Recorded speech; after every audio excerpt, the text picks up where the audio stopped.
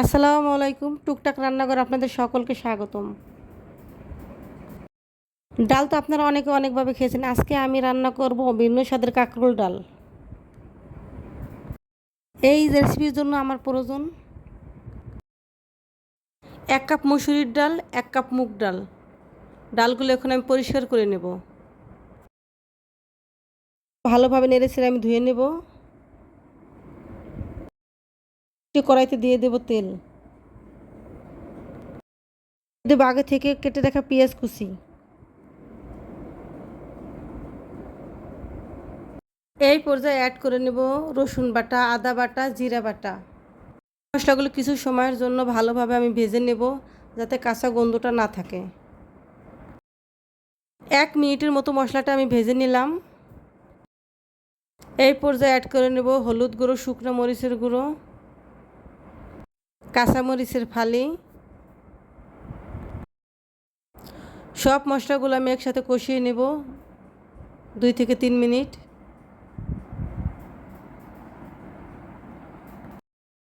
মশলা কষানো হয়ে গেছে, এখন দিয়ে দেব আগে থেকে ধুয়ে রাখা ডাল। ডালগুলো মশলার সাথে ভালোভাবে ভেজে নেব।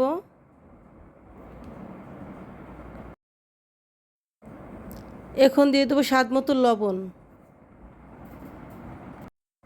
লবণ দিয়ে আমি আবারও ডালগুলো ভেজে নেব।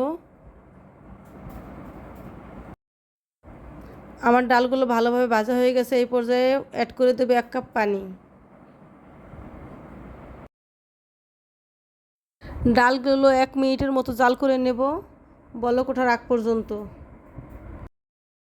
বলক উঠে গেলে একটা ঢাকনা দিয়ে ঢেকে দেব।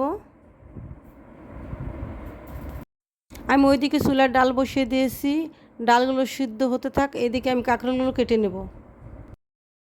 কাঁকরোল ফুরিয়ে যাওয়ার আগে এই রেসিপিটা একবার হলে আপনারা ট্রাই করবেন। মায়েরা যা রান্না করে তাই সাধারণত খুব মজা লাগে। এই রান্নাগুলো আমি আমার মায়ের কাছ থেকে শিখেছি।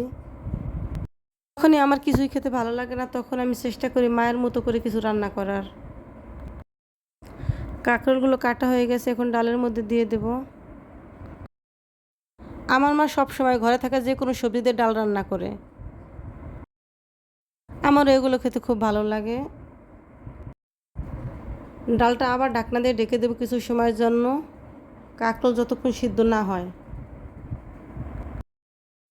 কাঁকরোলটা সিদ্ধ হয়ে গেছে, এখন ডালে ফোড়ন দেব। ফোড়ন দেওয়ার জন্য আরেকটা পাত্রে আমি কিছু তেল নিয়ে নেব। এর মধ্যে দিয়ে দেব শুকনা মরিচ, রসুন কুচি। এগুলো দিয়ে ভালোভাবে ভেজে নেব। এখন দিয়ে দেব পেঁয়াজ কুচি।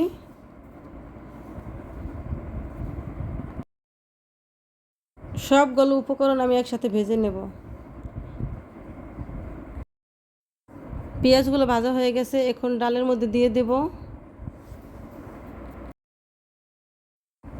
আমার ডালে কত সুন্দর একটা কালার চলে এসেছে। এইভাবে ডাল রান্না করলে স্বাদ মুখে লেগে থাকবে। একবার হলো আমার এই রেসিপিটি ট্রাই করবেন। একটা সাধারণ রান্নাও অসাধারণ হয়ে ওঠে আপনার হাতের ছোঁয়ায়।